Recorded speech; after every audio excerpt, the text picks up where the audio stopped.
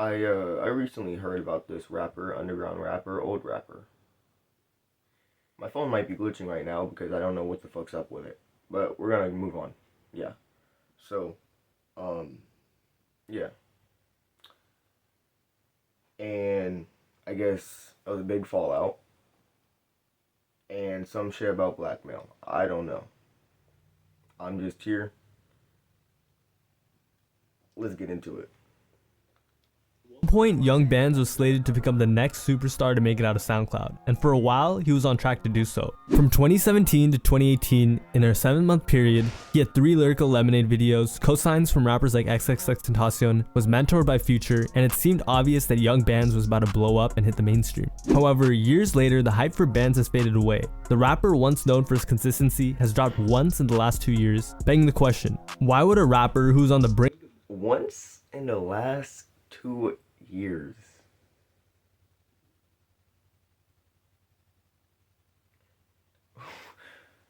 What rapper does that? Like, at least nowadays, like, so what? of becoming huge, throw it all away? Well, what a lot of fans don't know is during his prime, Young Band's got into multiple beefs, scammed his fans, was on house arrest for 4 years, and a couple of years ago, even allegedly snitched. My name is Rashad Fashir. Snitched. Damn. Me personally, if you're like a rapper or some shit and like someone says you're a snitch or you're known for a snitch once, you can't be trusted. That sucks. You just can't be trusted. How Young Bands blackballed himself. And before we talk about how his career got derailed, how did it begin in the first place? Bands was somewhat of a prodigy. His song with Cardi, 4 Teaspoon, was made when he was 14, and he dropped multiple SoundCloud classics with the likes of XXXTentacion and Ski Mask the Slump God, which propelled him to underground stardom. And in 2018, it looked like Bands was ready to step into the mainstream. That year, Bands ended up being mentored by Future and affiliated with Free Bands. And after dropping 3 Lyrical Lemonade videos with a combined 60 million views that I listened to, that go hard. And over 100 million streams, it was clear Bands was going places. But Bands was still a kid from the hood in Atlanta, and he would do whatever he could to make money. And this past ended up biting him in the back. So the first fatal mistake Bands would make and jeopardize his career wasn't actually a beef. It was a legal situation that led to him being placed on house arrest for 4 years. One day in late 2015, house arrest for 4 years. I've only been on house arrest for like damn near 2 months. Nigga got 4 years. Bands and his friends walked into a condo, kicked a door, and began ransacking a residence. The owner, scared out of his mind, ran to the balcony and called the police. Bands and his friends continued on, and the owner, he began to panic even more. While on the phone with the police, he told them he would jump, and he did. The balcony was 3 stories high. Bands and the rest of his friends finished the job and left, and apparently they had to pass the body while they drove off, and decided not to help. The man laid there all night. Out of all the disturbing shit I heard, I feel like that's disturbing. It's not even funny, but I feel like that's disturbing. I don't know. It could be me. I don't know. Yeah. And by the time the morning came, let's just say he went to a better place. So for a couple of months they laid low, but 3 months later on February 16th, 2016, they would all get arrested and get charged with the M word. The whole time, Bands hadn't even turned 18 and was placed in juvenile detention. Luckily for Bands, he displayed excellent behavior and got out on house arrest. And soon after getting awarded house arrest, Bands was buzzing, but he couldn't do shows or accept any other offers to headline tour with other artists. So for the next few years, he was forced to sit in his house with his future unknown, and even said himself it negatively affected his career. I can't perform like I want to, you know. Can't go on no tours. I got invited to a couple tours I couldn't go to. That would have been a good. Me personally,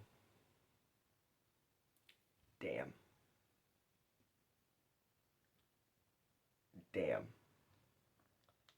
A good boost for my career, you know what I'm saying?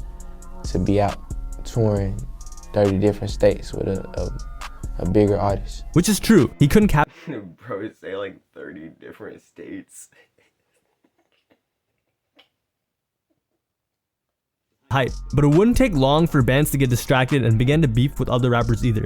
The first beef he got into was the man who was featured on his viral song, 4 Teaspoon, Playboy Cardi. It turned out Young Bands had never paid Cardi for his verse. The song had originally put Bands on the map because of how hot Cardi was at the time, and Cardi was salty because he felt taken advantage of. So he told his friend 1000 Band Funny to help him get back against Bands in person. Nigga on the 4 tablespoons. You talking about, bro, this ain't even pay me for the feature for the 4 tablespoons, right? So you calling me, bro, let's pull up and edit. So Cardi was about to put a hit on Bands for not paying for a feature, and that wasn't. Fast forward a little bit, and Cardi was beefing with one of Bands' producers, Milan Makes Beats, who he also threatened. Milan and Bands were really tight at this time, and were working heavily. So Bands took Milan's side, and when Cardi took to Milan's Twitter DMs to threaten him, and Milan exposed him, Cardi would later call him a snitch. So Bands would go on live to defend his producer from Cardi, and explained his producer wasn't a snitch. Can't really call him a snitch. He just letting the situation be known for what it is. You know, like, that situation. You know what I'm saying? He ain't snitching. What is that snitch on? In reality, it was Cardi. You think Cardi snitching on himself, saying he gonna pull up on this in a DM? You snitching on yourself. You goofy. Honestly. You goofy. And explained that he didn't have real beef with Cardi in his eyes. Me and Cardi ain't really nothing going on. Just mad. Like, he just mad. You know what I'm saying? Cause I guess the Milan situation. And that Milan was his brother. Milan my bro. I'm ride for who ride for me. You know what I'm saying? Simple. Loyalty go a long way. You gotta remember that. Very, very, very wise words from Mr. Young Bands, but ironically, he did the same thing Cardi did to Milan, steal beats, and Milan dropped a diss track on him too. And Bands also said that Cardi was a farming tool. Need to hold like real life, in real life, bro. Like all that rap shit, all that extra shit, talking about his song, bro. Besides all that, nigga, he's really a hoe. You know what I'm saying? I can't hang around no hoe. But wait, there's even more. Bands and Cardi would go back and forth being cool over the years, and in 2020, they were seen in the studio together on Instagram Live, and they made a song called High As Us. However, later the song leaked, and Bands, still in his feelings, said he would replace Cardi on the song with Uzi. Still furious, he also Bro, what? My boy, what? DM'd the account that allegedly leaked the song. He asked how you get the song. The account replied, DN. Young Bands naively fell for it and asked, who's DN? The fan responded, these nuts. But that wasn't important. The nail in the coffin was when Young Bands got exposed, and I kid you not, by a meme page, for backdooring Cardi on the internet. Bands DM'd the meme page to make a meme accusing Cardi of plagiarizing, but the meme page was a Cardi fan, so he exposed Bands for asking meme pages to make and repost memes that suggest he carried Playboy Cardi on a song. So Bands got caught sneak dissing Cardi through internet meme pages. This was 100% of Young Band's fault, and surprisingly, Cardi was the good guy, which if you're a fan of Cardi, you know the bar isn't exactly set too high. On top of all of that, the song never came out, and Bands even paid Cardi $100,000 for the feature. So Cardi did end up getting. I heard that the Cardi, Playboy Cardi, I think some shit came out. I think that's him. I don't know. If I'm getting old, I'm getting old. I don't fucking know. I heard people are having like a lot of not beef, but they're not liking it. What are your guys' thoughts? Haven't listened to it. End up getting his revenge. However, Bands wasn't just beefing with his fellow rappers from Atlanta. He also decided to beef with anyone else he felt like. The first being Russ. From 2017 to 2018, Russ was a community punching bag for SoundCloud rappers like Lil Pump. And Young Bands decided to take a couple of jabs himself, calling Russ trash and a lot of other names that would get you in trouble. Bands was talking tough, saying things like, Russ, you don't want no smoke. Yeah. No smoke. and claiming that Russ was soft. Literally. It's really like 2016 to like 2018. 2019, never mind. 2016 to 2019, rappers were like really popping out or trying to pop out. It's like really around like that time. It was just like the rap scene.